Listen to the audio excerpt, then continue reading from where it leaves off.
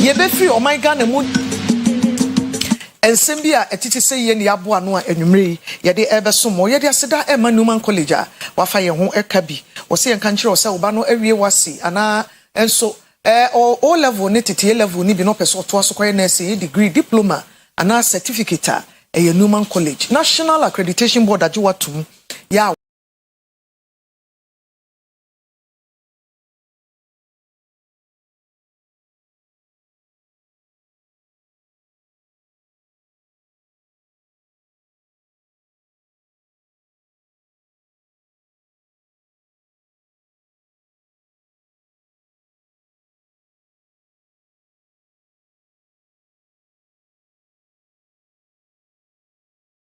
Immigration, Ghana Police Service, Ghana Armed Forces, Ghana Customs Division Service, and Ghana Fire Service. Omunyina ebesi akan ebi. Nyame adoma 23rd May ewo Opokuare Park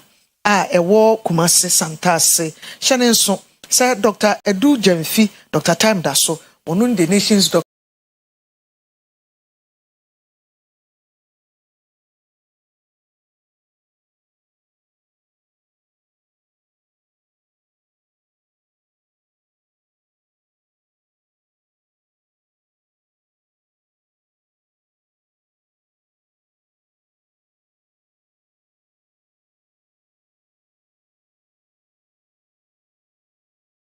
Ni nyina no say okodwene abibiman ene nioma pa yi betumi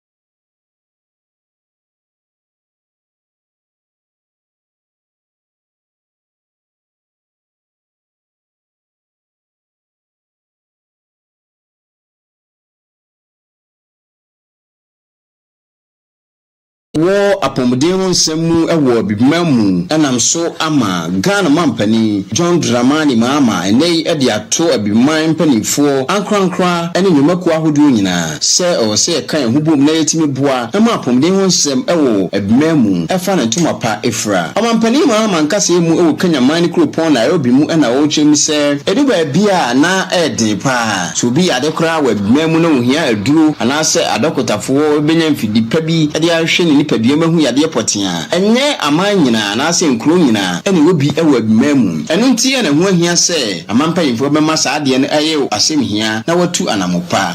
Believe that everybody is familiar with the Accra reset. We were motivated to come together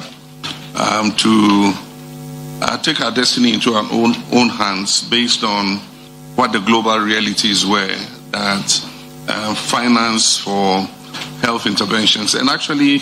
finance for humanitarian crisis response across the whole world was beginning to dwindle. And we needed to act in order that Africa could continue to meet its obligations under the SDGs. And so we met in Accra, we spoke, we defined what the problems were, and I don't think we need to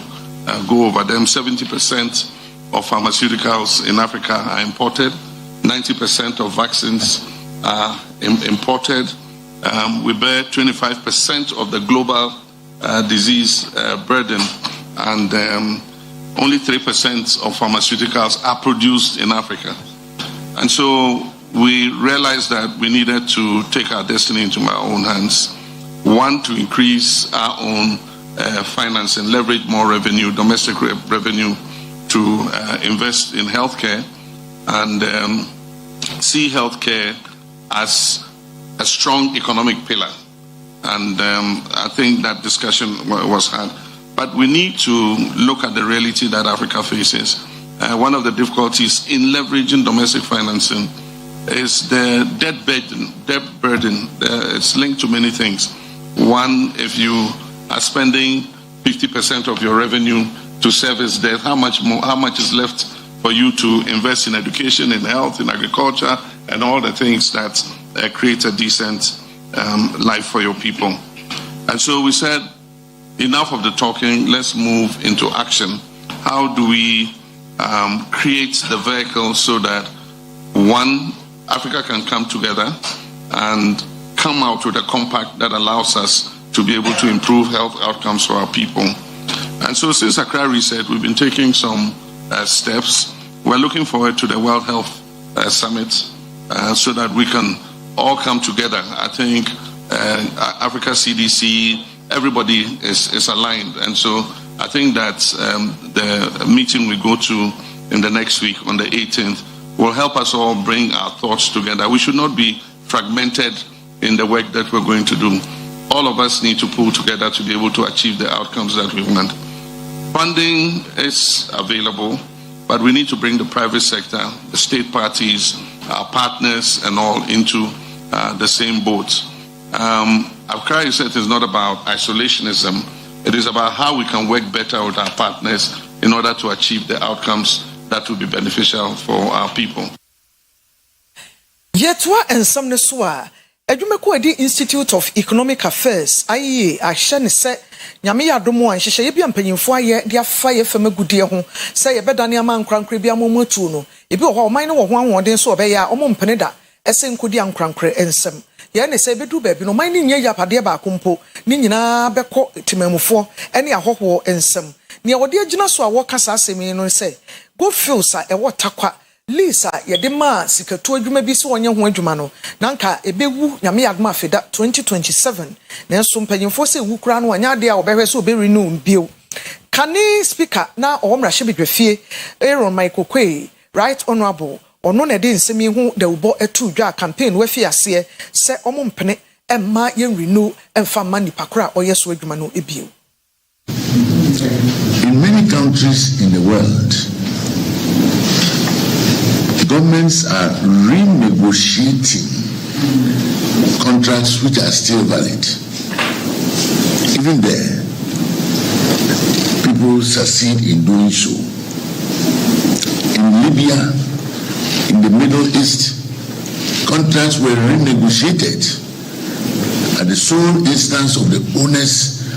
of the raw material, and they succeeded. In our case, we are even in a better position. There will be no renegotiation.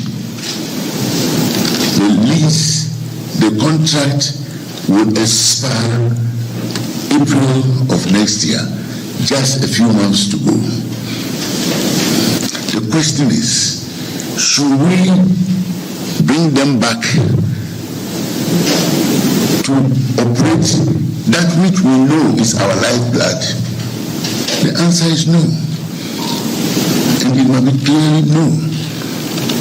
Because now we are in the era of the nations owning their property. Ladies and gentlemen, we know the state of our economy. Every regime in Ghana since the NLC, which took power in 1966, has gone to the IMF. So when we are talking about this, it is not the military, it is not the NPP, it is not the NDC, everybody is also inside. The basic factor is the fact that we just don't have enough resources to fulfill our national obligations. So we should ask ourselves, what do we have? The Industrial Revolution, we are not part of it. The ICT, the knowledge revolution of today, we are not part of it. We too, what are we part of? Or we shouldn't ask that question. How can we also be okay? We shouldn't ask. What we have is our gold, diamond, bauxite, manganese, lithium, and so on, and oil, and so on and so forth. So the way we have dealt with these natural resources determined the situation we are in today. Should we continue? If we were doing these things right, we will also not have been like the Dubais that we envy so much. na ɛwɔ saa nsɛm yi aho ɛna ɔman Kane Chief Justice Maame Sofia Akufo nso de nano atomu bi ɔno ayɛ no ka ho ɛna ɔse onyankopɔn bɔ adeɛ no ɔde asase mu agudi ɛkyɛ ɔman Ghana titiri ne sika akɔ ɔman yɛ tuo nanso yɛnya aso mfaso bi abrɔfo na ɛte so ɛna ɔmu tuo ɛna nkuro ne kora no ɔmu tu sika ne wɔ mu no ɔmanfo ne ti ohia buburo mu enti bibi ni a yɛmisa Ghana ni obetimi ayɛ adwuma ne mfama no ɛsɛ sɛ bɛkɔ akɔda ne ama ɔhɔhɔ ne manfrani bi a wofiri baabi a wɔde mfaso bum ebekɔ ne kurom. We are equally aware of attempts by Goldfields Limited to court the support of traditional authorities in Takwa and its environs for this proposed extension. The IEA considers the requested lease renewal or extension, whatever they choose to call it, to be deeply inimical to Ghana's long-term economic and strategic interests, and therefore calls on the government to soundly reject this approach, reject it decisively, while prioritizing a framework that secures meaningful Ghanaian ownership and control of the mines at Takwa. Goldfields acquired the Takwa mine in 1993. Today, this mine stands as the largest open-pit gold mine in Africa and serves as the flagship operation of the company. The mine reportedly produces approximately 500,000 ounces of gold annually, representing an estimated market value of over $2.3 billion at prevailing global prices, permitting foreign entities such as Goldfields to exploit Ghana's mineral resources under concessionary frameworks rooted in the colonial era. Ghana has little transformative development to show for its immense mineral wealth that has been dug out of its ground. The persistent underdevelopment of mining communities, coupled with the disproportionately low fiscal returns accruing to the state from the extractive sector, reflects the structural inequities embedded within the prevailing mining regime. Yet one some nesunia finkran abakumase National Identification Authority NIA mpanyimfo wa santimantemu atietua emu adwumayefo nyina ene yensamtwofo ba pro ekọ wo offices wo ministry se wo edum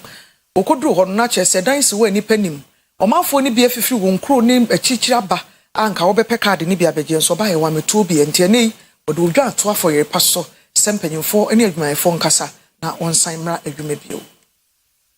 Dana tradia ya ga same bepe ni be hesmenya na sabe kan bia ba ya sia tu ma metu obi awa tin trasu bia na sabe san asmi fe man so na ba ya ba me ko pa na san da na ya san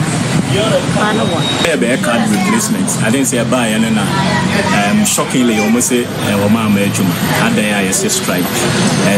so well I don't know say bia information echo across board in to the other I have no idea but I believe say government institution there I did the omo ye should be official most of the times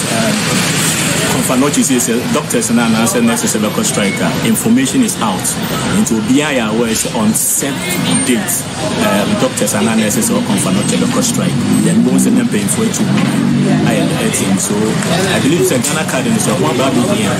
especially process of bank details traveling documents institution especially for tertiary school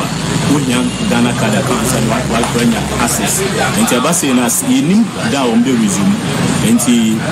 forms also out admission or more take admission. And to say be a time on the resume now Caribbean or person who school. Yes, I say only Ghana card. And the bones say a bit pushing up for the next year. And I had I buying labor department in Kasana or more of school waiting. Oh, the Ghana card, I make number trust them. What's the numbers going to be paid for? Not to me, come on, that's what I'm buying. What you buying? Buy a show more cost strike. I'm a two be our no one thing I'm buying. But you're there. One thing will be beside.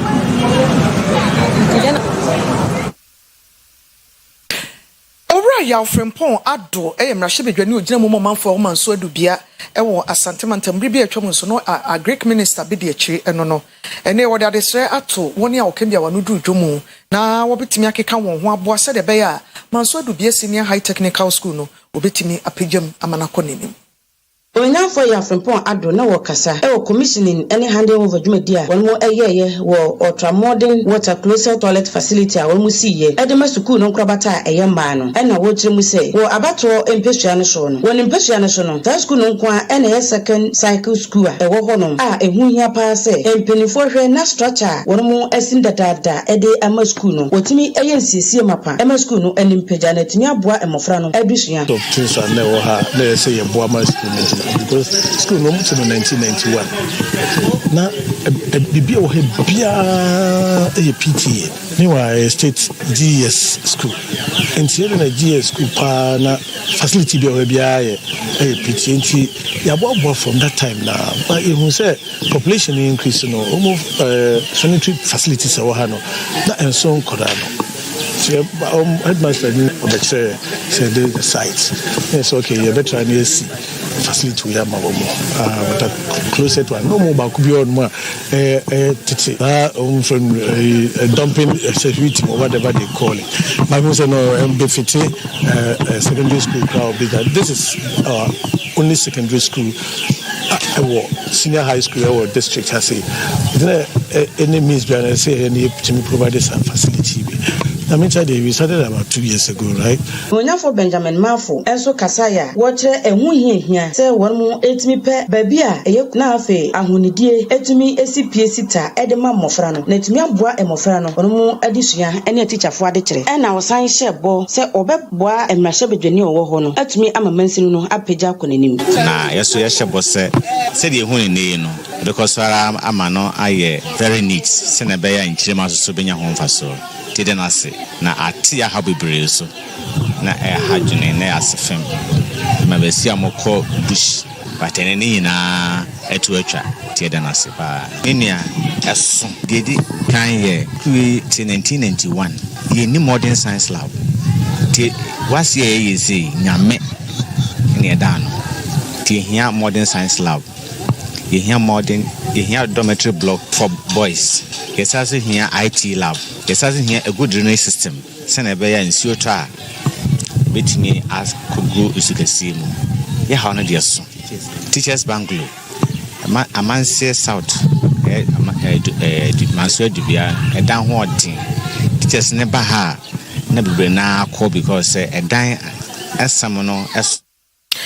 Yetu ansam ne so yekwapo emantamu yekọ achemanso nananuma yemfo ne omanfo ho adi atwea afahye menamso achemanso asanemanso across mensini mu na ewo ewepo emantamu no wabo edwadata e de ahyefen na achemanso hine onokro ya ne benkun hine ye owo achimkotoku traditional area obrempon sintimpoku a otoso miensa wo kasa no no de adesre ama aban ena wabo aban so abaso wo sa kwan no aso se enkran ni Kumasi express highway ya aban na masoja fo ate wo ho agurem a wo fi ase eye ho adwuma no enam big push nhihye yenti wo aban na abaso paawo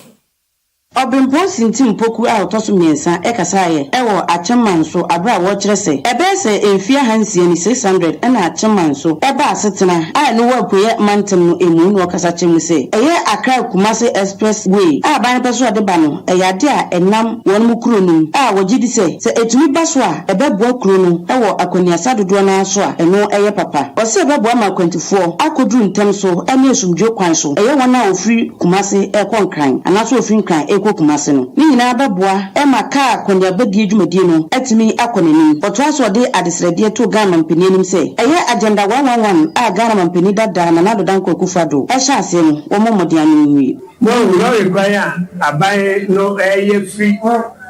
enka abesi Kumasi no require kakraka efa no eye lori nsia ne faso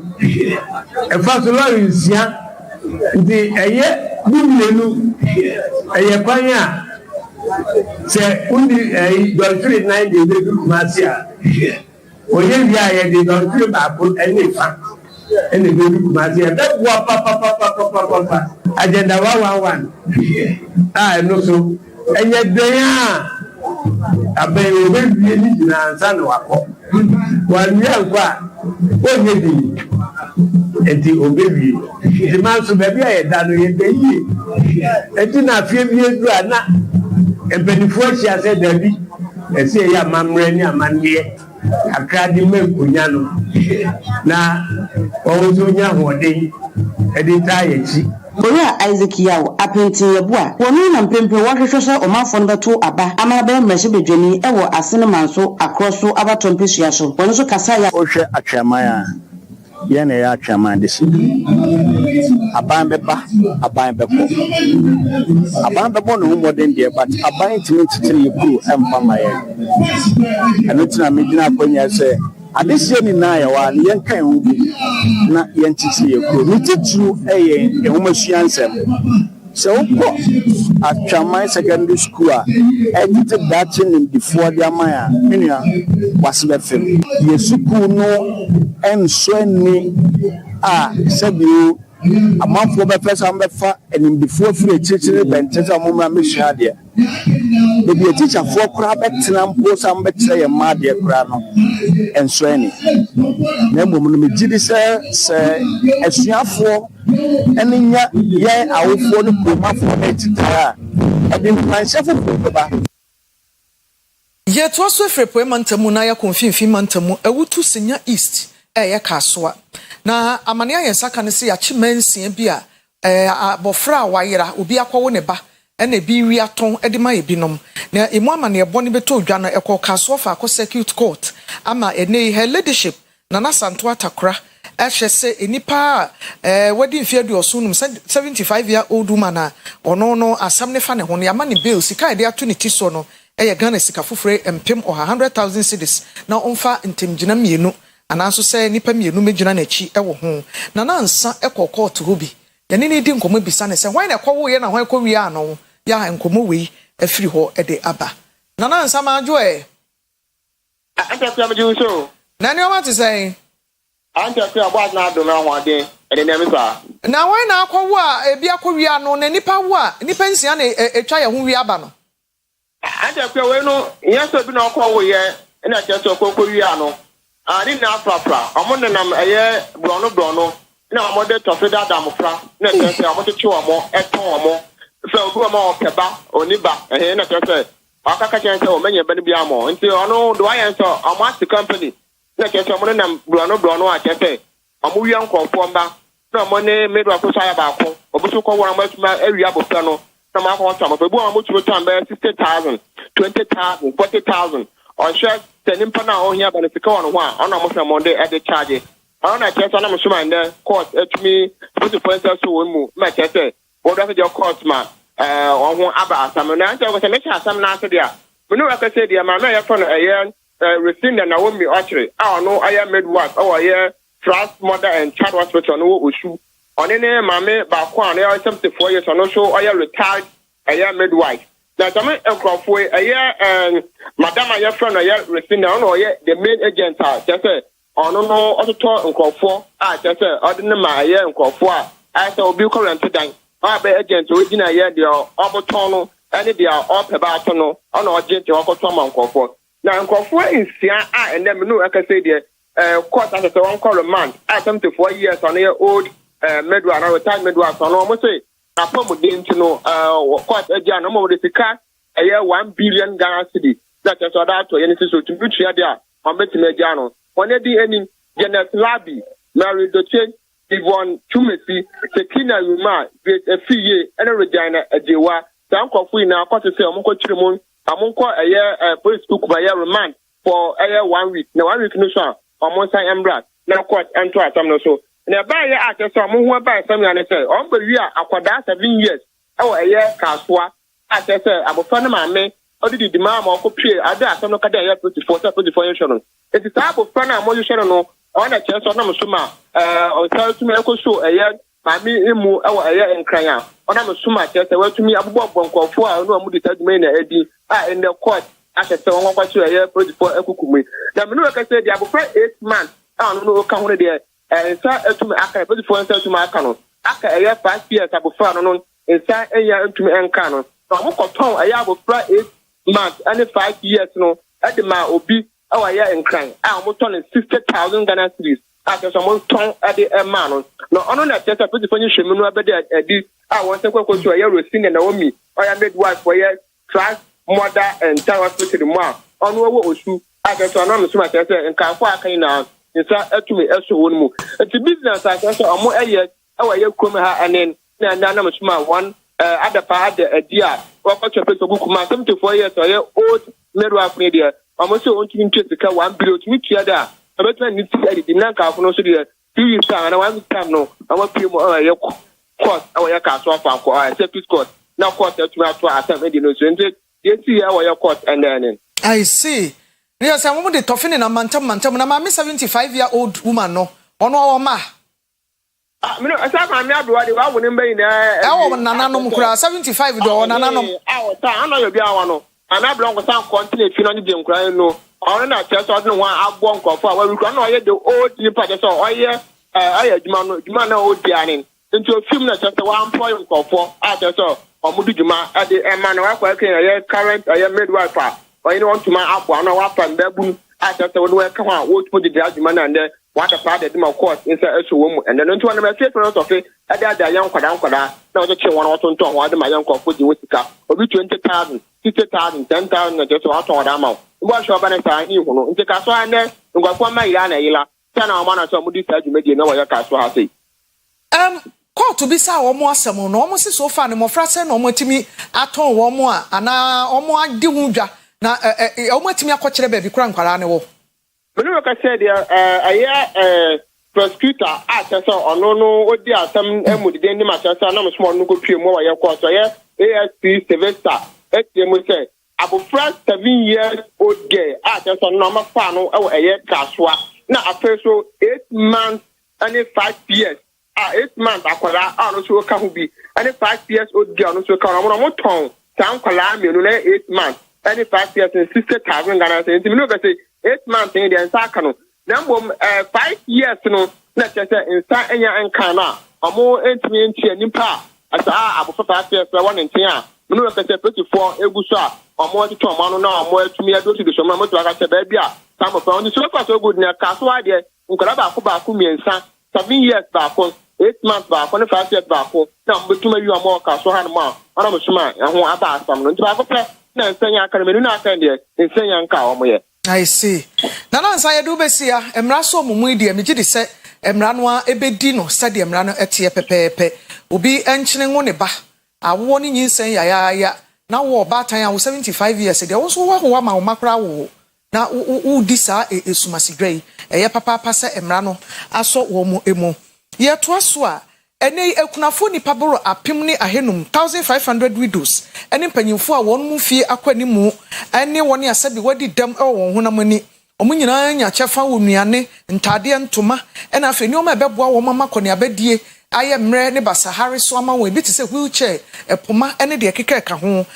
Joy of the Lord Missions ena akeka won ho a kepko se yogwa eho ena wode enoma ekoye na emu amane enso enie Sadia bɛyɛ na moburuhunufo nyanka enyisa ne akunafo abrabɔ betimi akonkan na wɔma ya adesua